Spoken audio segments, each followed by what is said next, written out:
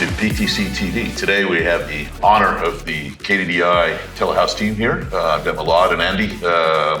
Andy actually operates the Canadian portion of the business, and Milad is a long-standing executive from the traditional telehouse business in the United States. And welcome today to our fun TV show where we actually look at some of the trends and try to get to know some of the businesses that have come here for the conference. Thanks, Bill. Thank you. It's great to be here. Maybe Milad, start with you. This is an easy question, but tell me about Telehouse. How did it start, and how did you get to where you are today? And also maybe just give us a quick snapshot of what it looks like in the United States, so we can understand from a scale perspective. Sure. So Telehouse has been around for the last 35 years. It was created by KDDI Group, and we are currently a global data center provider. We have about 48 data centers around the world. And in the US specifically, we have 3 data centers, 2 in New York and 1 in Los Angeles. But we also operate in many of the major geographies, London, Paris, Frankfurt, of course, Japan, Singapore, Thailand, and Hong Kong, and Canada. Most recently, Canada, of course. 12 data centers in Japan, 3 data centers here in the US. Okay, interesting. Yeah. Okay, and then the Canadian business is a new acquisition, correct? That's correct, yeah. So in the fall of 2023, KDDI acquired an existing kind of mature player in the Canadian market. It was formerly owned by a group called Allied Realty, who are a real estate entity in Canada that own office buildings across the country. They had 3 buildings in their portfolio that were data centers, and they decided to spin them off. So KDDI heard about this potential transaction and jumped in and closed the acquisition. And Milad was part of it. It was before I came around, but in the fall of 2023. So as I mentioned, they were mature buildings. One of the properties is Canada's most well-known Carrier Hotel. It's located at 151 Front Street, which is basically it's Canada's telecom hub, for lack of a better term. Just about every carrier that operates in the country has some sort of POP or presence in the meet me room in that facility. It's a very well-established building.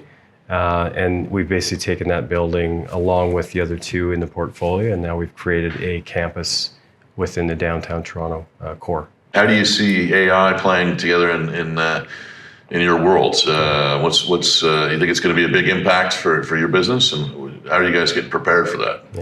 Yeah, we are seeing quite a bit of demand. In Canada, I guess we're fortunate because we have the multiple buildings. One of which can handle like higher density setups, right? So, unlike a traditional carrier hotel where your average customer might consume 5 kilowatts in a rack, we can push 20 kilowatts and beyond. So we can kind of meet that air-cooled AI demand requirement. We are actually also exploring how we bring in liquid cooling as well. We just recently announced in the UK, we've kicked off a liquid cooling pilot. So in our Docklands campus, which is in London, we've invited 4 partners into the ecosystem, all of which are going to showcase some of their liquid cooling technology to show our customers and their customers how it works and just kind of kick the tires. Yep. In Canada, we're looking to follow in that same vein.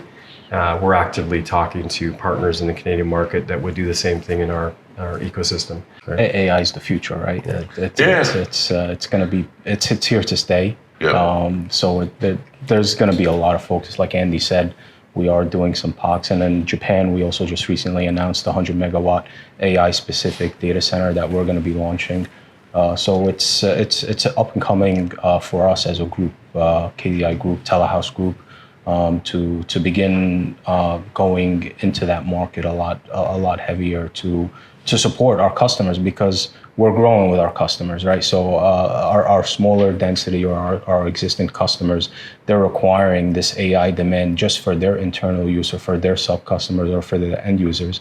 So we are, as part of our mission to support our customers, we need to also grow up and be able to adapt to meet their growing requirements for their future. Yeah.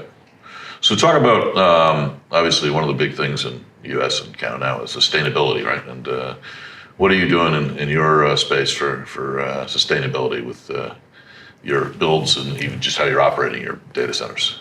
Yeah, so KDDI Group has a Clean Initiative 2030, Clean Initiative. So we are working towards full sustainability, whether it's a combination of fuel sourcing or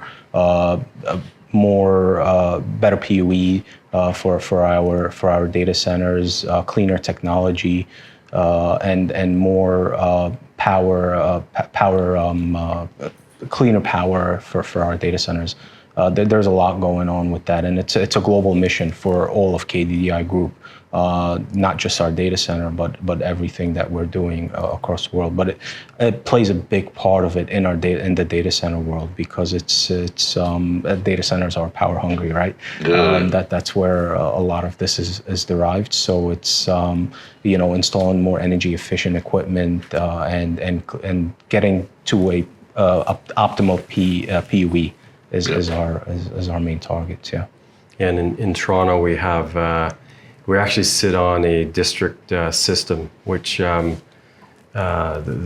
company is called OnWave. So they service hundreds of buildings in downtown Toronto using water that's extracted from the bottom of Lake Ontario. Oh wow! And so it's below a temperature that actually a human being can drink. It's so cold. So we use that, and we have unlimited supply to service our buildings. So we basically can shut off our chillers.